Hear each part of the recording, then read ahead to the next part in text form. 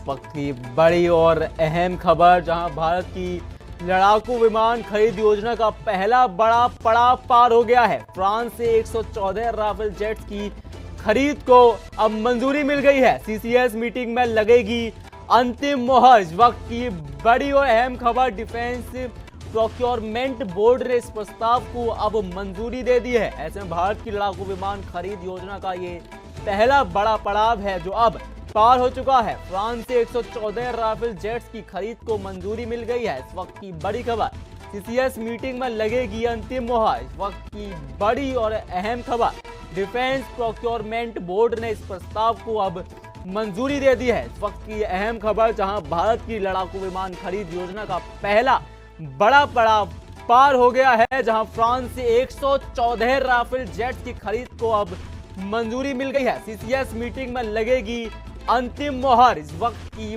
बड़ी और अहम खबर, डिफेंस प्रोक्योरमेंट बोर्ड ने इस प्रस्ताव को अब मंजूरी दे दी है। इस वक्त की अहम खबर, भारत की लड़ाकू विमान खरीद योजना का पहला बड़ा और अहम पड़ाव अब पार हो चुका है। फ्रांस से 114 राफेल जेट्स की खरीद को मंजूरी मिल गई है। सीसीएस मीटिंग में जो है अंतिम मोहर लगेगी। इस वक्त की बड़ी और अहम खबर, जहां पे डिफेंस प्रोक्योरमेंट बोर्ड ने इस प्रस्ताव को अब मंजूरी दे दिया। भारत के लिए बड़ी खबर है, जहां लड़ाकू विमान खरीद योजना का पहला बड़ा पड़ाव अब पार हो गया है। फ्रांस से 114 राफेल जेट्स की खरीद को अब मंजूरी मिल चुकी है। सीसीएस मीटिंग में जो है अंतिम मोहर लगेगी। इस वक्त की बड़ी और अहम खबर भारत के लिए हो जाती है, जहां डिफेंस प्रोक्योरमेंट बोर्ड ने इस प्रस्ताव को अब मंजूरी दे दी है। हिंदुस्तान की लड़ाकू विमान खरीद योजना का पहला बड़ा पड़ाव अब पार हो चुका है। इस वक्त की बड़ी और अहम खबर, फ्रांस से जहां 114 राफेल जेट्स को अब मंजूरी